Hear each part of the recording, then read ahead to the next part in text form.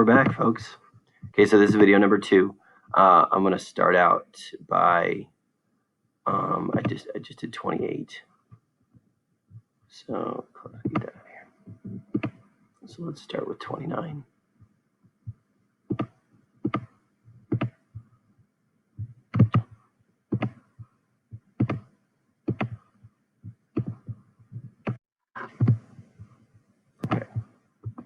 Okay, so this one I am going to use my calculator for. Let's jump back to matrix A. This is a 3x2 with entries 5, 7, 2, 5. I got to do a negative on here, -2, 0. I'm going to do matrix B, which is another, this one is a 2x3. 9, 0, -3, 4, 6, 4. Okay, well then I'm just going to simply put out to my home screen, matrix A times matrix B. Here's my solution. Seems like a lot. Is that true? 45, oh yeah. My numbers are really big, that's okay. So there's my solution there. Let's check out my next couple. I'm going to screen capture a couple at a time here now. Let's go. Okay. Using the graph of f of x as a guide, describe the transformations, then graph the function. Okay, so this is a pretty easy one here. This is kind of in vertex form, right? So this is a left 6. This is a down 7. Without even putting it in my calculator, which you could do. Remember, left 6 down 7 would be left 6, 1, 2, 3, 4, 5, 6, down 7. Sure. Bush League graph here. There you go. Wow. That's awful. Okay, determine whether the graph opens up or down. Find the axis symmetry, vertex. Okay, I'm going to put 31 down here because it might take a lot of room. So we know since A is positive, it opens up. We know x equals negative b over 2a, so negative 6 over 2 times 3. So it's positive 6 over 6, which is just 1. Okay, so x equals 1 is my axis of symmetry.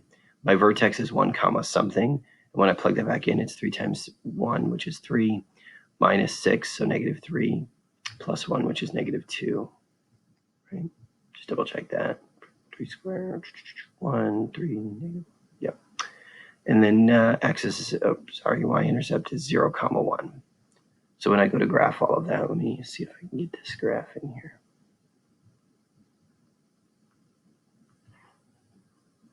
Just a hair smaller.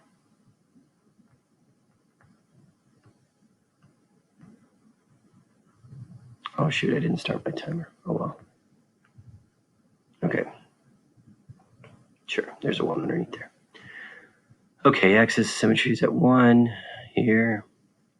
It means it's at 1 comma -2, which is my vertex. 0 comma 1 reflected over, and there we have it. Again, I'm very sorry for my graphing abilities on this tablet. Eek. All right. Number 32a, find the zeros of the function by factoring. So there's 32a down here.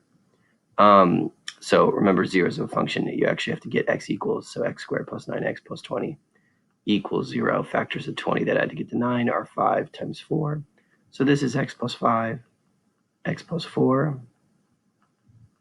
So x equals -5, x equals -4. Those are my answers right there. Okay. 32b is just to factor. Okay.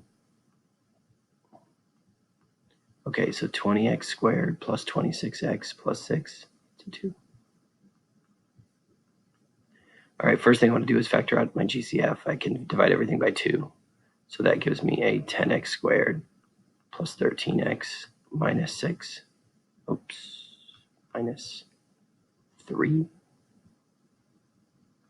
So factors of -30 that I had to get to -13 or positive 13 are 15 times -2. So I'm going to put the -2 first to 10x squared minus 2x plus 15x minus 3. And now I factor by grouping.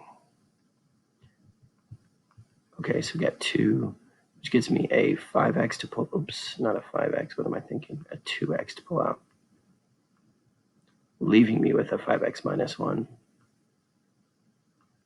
And here I pull out a 5. Silly, I did it again. Pull out a 3, leaving me a 5x minus 1. So my fully factored down function is 2x plus 3, and then a 5x minus 1. Don't set it equal to 0. I just wanted you to factor there. I'm going to check my time real quick. Oh, got plenty of time. I'm actually going to start my timer for 4 minutes, just so I know. Okay. All right, so let's get a couple more problems in then. Just did 32b.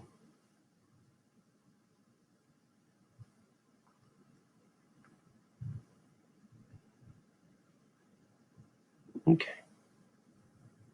Let's go. It's going to take a lot of work, I think. Okay, write the function in vertex form by completing the square. All right. So what I want to do here, here's 33. We got 4x squared minus 24x plus 41. Now remember, this is f of x equals, right? That f of x is stuck there because we're going to turn it into vertex form. So like I can keep writing f of x there. Nothing can happen to the left side. So what do? I partition off my first two terms. Got to remove the 4 because that's blocking me from completing the square. I don't care about the 41. I can leave that as itself out there. Now I complete the square. Half of b, negative 3 squared is positive 9, but really I'm adding 36. And if I'm adding 36, I've got to subtract 36. So my final answer should be 4x minus 3 squared plus 5. Okay. Put 34 right here. All right, let's complete the square here. Now, finding the zeros means I do this. Plus 52 equals 0. So subtract over the 52. I get x squared minus 8x is equal to negative 52. And then I know I have to add 16 to both sides.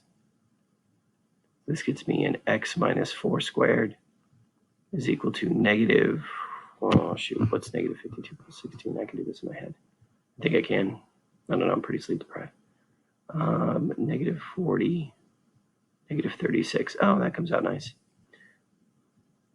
So this gets me an x minus 4 is equal to plus or minus 6i. So x is equal to 4 plus or minus 6i. Okay. I'm going to put 35 right here. Okay, using the quadratic formula, a is 3, b is negative 1, and c is 5.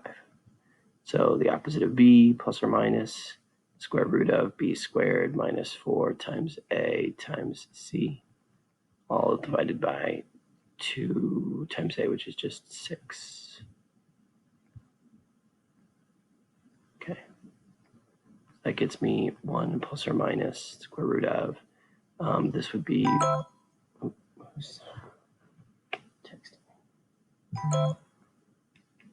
And then, how much time is left? 1 minute. Okay. I can do this in 1 minute.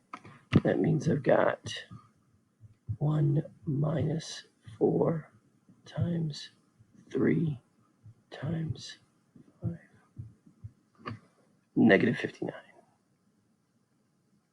All divided by 6, which is, that's almost my answer. 1 plus or minus I radical 59 all over 6. There's my answer.